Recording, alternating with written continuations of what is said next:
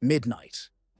December 17th, 1944. The Ardennes forest doesn't just look cold. It feels like the edge of the world. Snow falls in sheets so thick you can't tell where the road ends and the darkness begins. A single truck claws its way through the storm, engine screaming against the weight of winter itself. Inside the cab, knuckles have gone white. The driver's hands are locked around the steering wheel, like he's holding onto life itself. His windshield wipers beat a rhythm that matches his heartbeat, desperate, steady, failing. The glass fogs with every breath. Outside, the world has disappeared. He's lost, not just off course, lost in a way that makes your stomach drop. Behind enemy lines, maybe. The map in his lap is worthless now, torn, soaked, smeared with mud and doubt. Road signs, gone. Twisted into scrap metal or deliberately moved by men who speak a different language.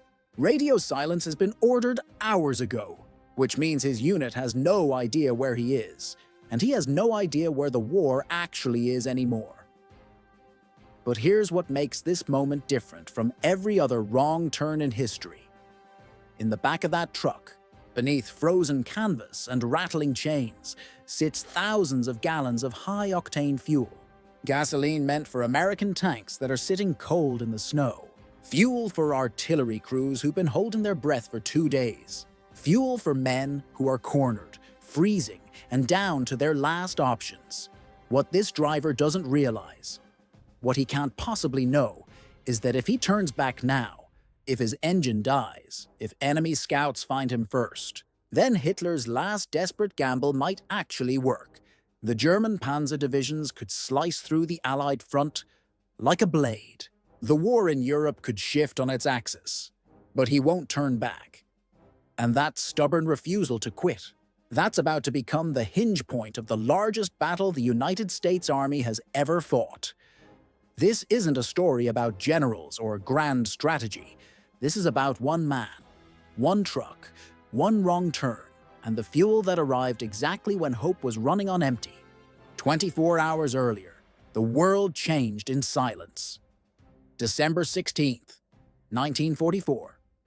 The Ardennes, a stretch of Belgian forest so dense, so frozen, so seemingly impassable that Allied command had written it off as a quiet sector.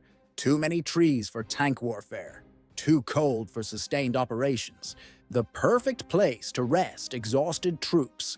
That's exactly why Adolf Hitler chose it. Under the cover of night and a blizzard that swallowed sound itself, more than 200,000 German soldiers surged forward through the trees. Behind them rolled over 1,000 tanks and armored vehicles. A steel wave aimed at one impossible goal: punch through the Allied line, race to the Belgian port of Antwerp, and split American and British forces in half. If it worked, Hitler believed he could force a peace deal in the West, maybe even turn the tide of a war he was already losing.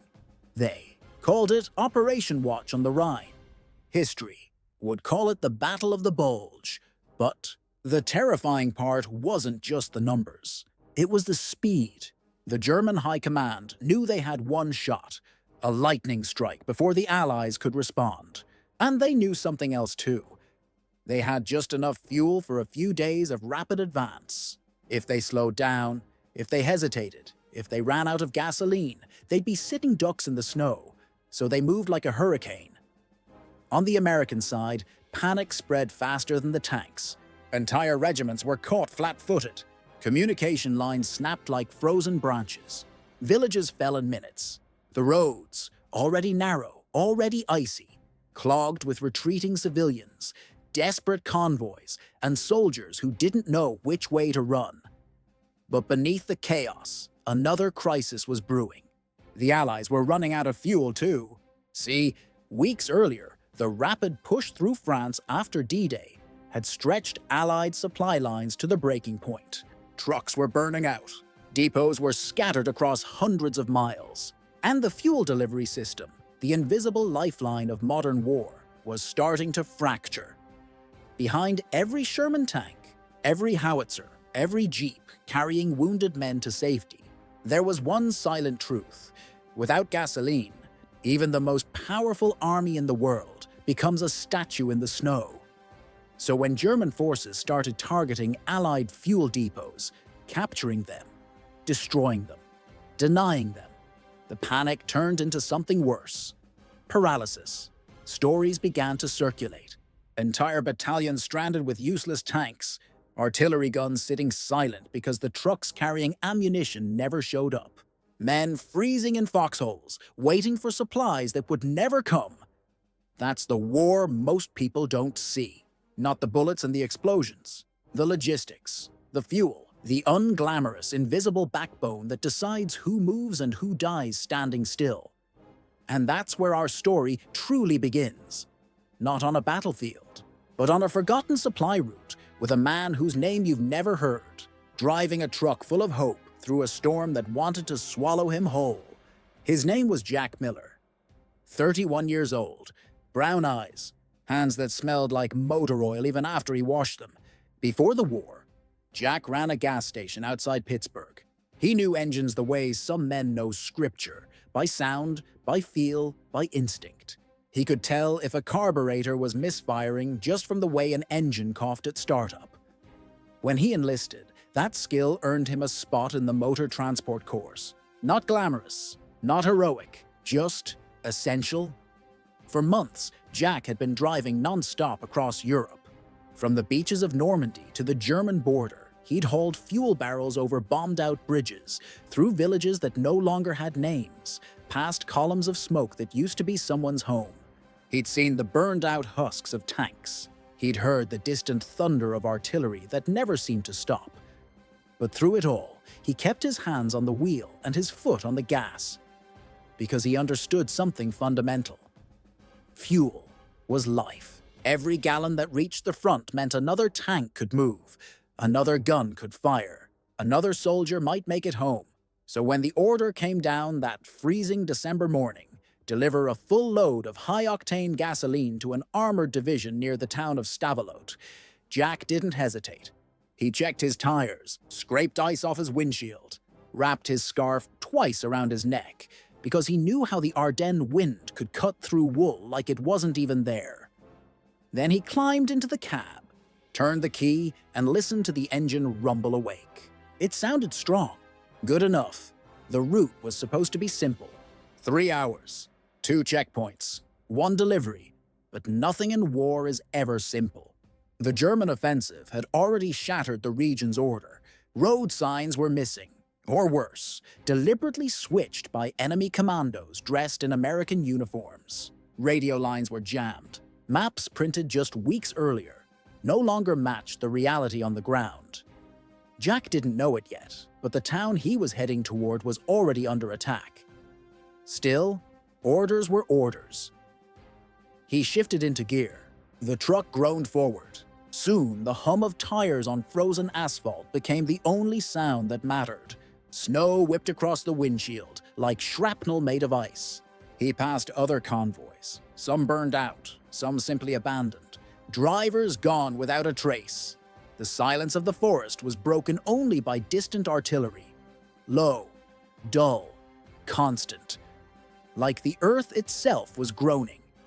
Every few miles, Jack stopped to check his bearings, but the landmarks he'd memorized were gone. Trees shattered by shellfire, houses reduced to charcoal, road signs twisted into abstract art. And then, slowly, a terrible realization began to creep in. He hadn't seen another American vehicle in over 20 minutes. The road felt wrong. The trees leaned in too close. The turns came too sharp. And worst of all, no tire tracks, no convoys, no signs of life. Jack slowed the truck to a crawl. His breath came in short bursts. He thought about turning back, but something gnawed at him. A voice in his head that sounded like his drill sergeant, like his father, like every hard lesson he'd ever learned. Finish the job. He pulled over near a bend in the road and climbed down into the snow. The cold bit through his gloves immediately. He unrolled his map and pressed it against the hood, tracing roads with a shaking finger, trying to match them to the terrain around him. That's when the truth hit him like a punch to the ribs. The road he was on wasn't on the map. Jack stood there in the silence, staring at that blank stretch of paper where his location should have been. The wind howled. Snow collected on his shoulders. He was lost. And worse, he might be lost inside enemy territory. He walked slowly to the back of the truck and placed a gloved hand on the side of the fuel tank. It was warm, alive. Thousands of gallons of gasoline sat just behind that thin steel wall. The exact thing the Germans were desperate for. If a patrol found him, if even a single scout spotted this truck, sitting alone in the woods, he wouldn't be taken prisoner. He'd be turned into a fireball. Jack closed his eyes. Snow melted on his lashes. His mind raced through possibilities. None of them good. Had enemy saboteurs switched the signs? He'd heard the stories. German soldiers in American uniforms, speaking perfect English, giving false directions at checkpoints. Just last week, he'd seen an American MP shoot another American soldier for giving the wrong password. The paranoia was real. The danger was real. He had three choices: sit still and hope help came, turn around and risk retracing a road that might already be compromised, or push forward alone into the unknown. Jack climbed back into the cab, slammed the door, turned the key.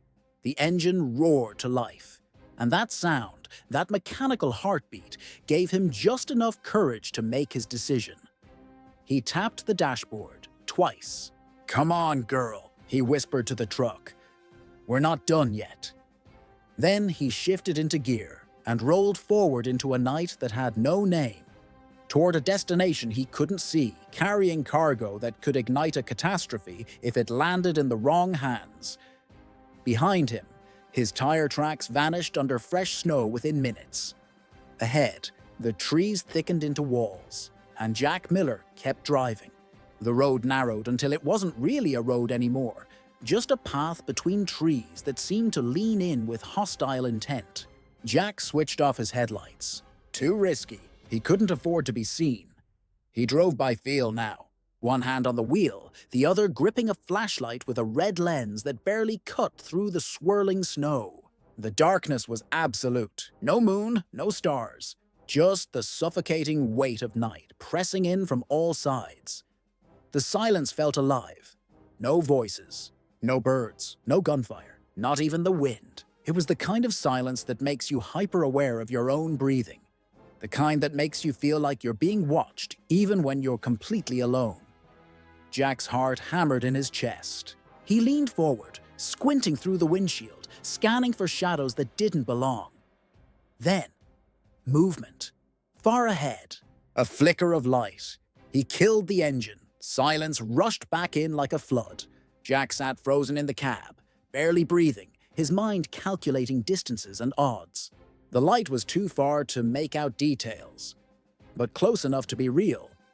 Could be a campfire, could be a lantern, could be enemy soldiers warming their hands, laughing in German, or it could be American, a lost patrol, an outpost, the edge of a friendly unit. Jack reached into the glove box and pulled out his sidearm, a standard-issue Colt pistol. He'd never fired it in combat, never even drawn it in anger. He waited. 1 minute, then 2.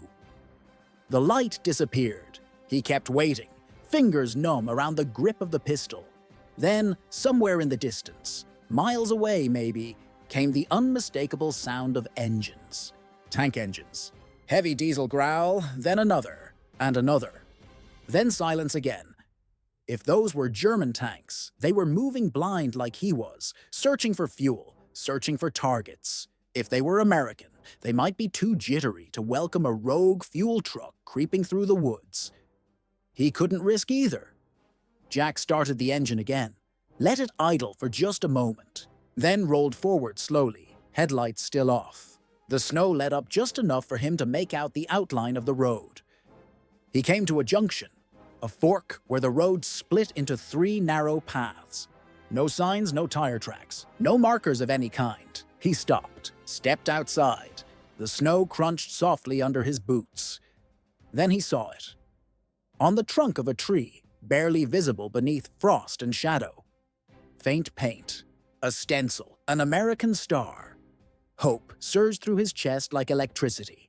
He scraped at the bark with his knife. Yes, the star was faded, old, half covered by ice. But it was real. It was American. Someone had passed through here. Recently? Maybe not. But it meant something. Jack made his choice. Middle road. He followed that path for what felt like hours, but was probably closer to 30 minutes. Every bend could hide a checkpoint. Every shadow could be a trap. Or worse, nothing at all. He passed abandoned vehicles. One flipped over in a ditch, wheels still spinning lazily in the wind. Another riddled with bullet holes, snow collecting inside the cab where a windshield used to be. No bodies. That was somehow worse. Jack kept driving. The trees began to thin. And then, just when he thought he might drive until the fuel ran out, or the sun came up, or the world ended, he saw it. Barbed wire, stacked sandbags, a low trench half buried in snow. He eased the truck to a stop. From the shadows, a voice rang out. Sharp, American, scared. Halt! Password. Jack's hands shot into the air. His breath caught in his throat. He shouted back, clear and slow. Philadelphia. A pause that felt like an eternity. Advance and be recognized. Jack rolled forward slowly, hands still raised. A face emerged from the trench. American helmet, M1 rifle, frostbitten cheeks and eyes that had seen too much. Relief nearly made Jack collapse. The soldier waved him in, then stared at the fuel drums in the back of the truck. His eyes went wide. Is that what I think it is? Jack nodded. High-octane, for the armored division. I got lost, the soldier whistled low, shaking his head. You have no idea what you just did. And Jack finally exhaled. He had no idea. Not yet. But the fuel he'd just delivered, against all odds, through a wrong turn that should have been fatal, had reached the last American position still holding in that sector. And within the hour, it would be powering tanks that had been sitting dead in the snow for 2 days. They moved with the speed of men who knew what survival looked like. As soon as Jack's truck rolled into the makeshift American position, soldiers swarmed it. Cold hands gripped steel handles. Men with frostbitten faces and exhausted eyes worked in silence, because everyone understood what was at stake. This was the final outpost before the town of Spa, a critical junction that, if lost, would open the door for German tanks to sweep deeper into Allied territory. For 2 days, this position had been hanging by a thread. The tanks here, 5 Sherman tanks and 2 tank destroyers, hadn't moved in 36 hours.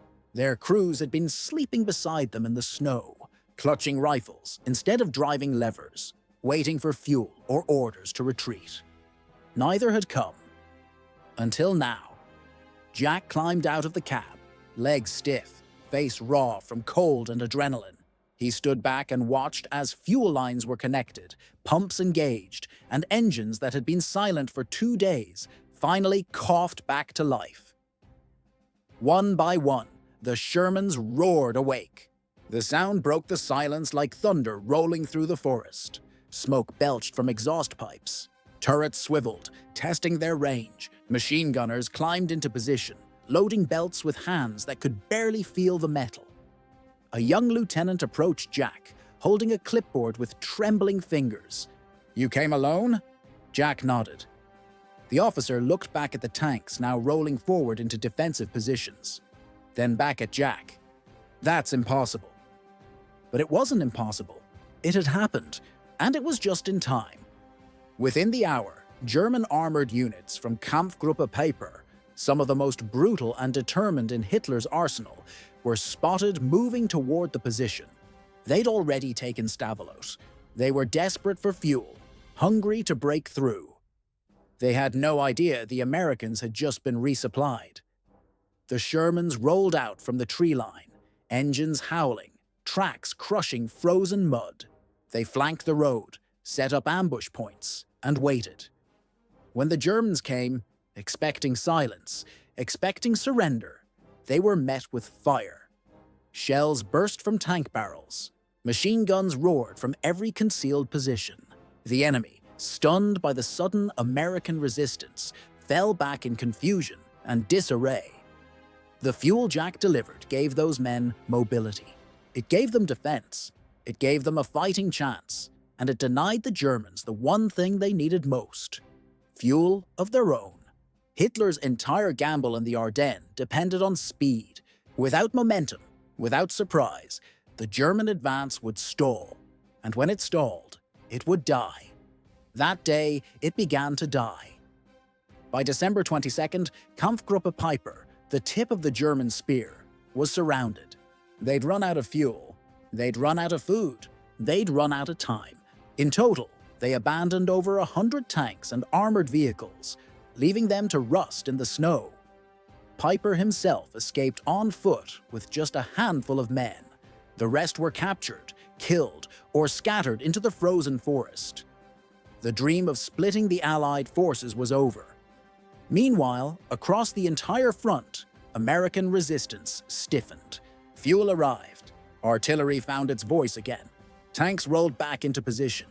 Paratroopers in towns like Bastogne, once cut off and surrounded, held their ground until reinforcements could break through.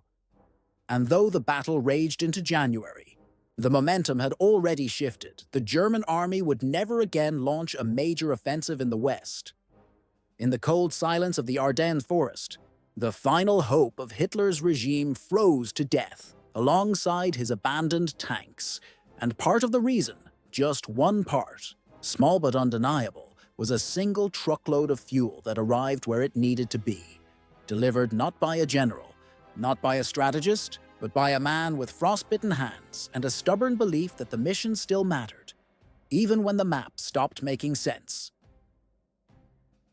Jack Miller never fired a weapon that day. He never gave an order. He never even intended to become part of the battle. But the fuel he delivered, at the right moment in the right place, helped turn the tide of a critical sector of the largest battle the US Army had ever fought. He spent that night sleeping in the cab of his truck. When he woke the next morning, an officer shook his hand and told him something he'd never forget. "You saved a battalion. You just don't know it yet." Jack never talked much about that day. After the war ended, he returned to Pennsylvania, married his sweetheart, had 2 sons, drove delivery trucks again, this time with no snow, no gunfire, no risk of enemy ambush. He never asked for medals, never claimed to be a hero, but the records are there. Fuel was delivered, tanks were refueled, a line was held, and that changed everything. Because sometimes, history doesn't need a hero. It just needs someone who refuses to quit. Someone who takes a wrong turn and keeps driving anyway. Long after the snow melted and the tanks were towed away, one truth remained. The men who saved the world weren't always the ones holding the guns. Sometimes they were just the ones who showed up, lost, cold, and determined not to let anyone down. Even when the road disappeared, Jack Miller kept going, and that made all the difference.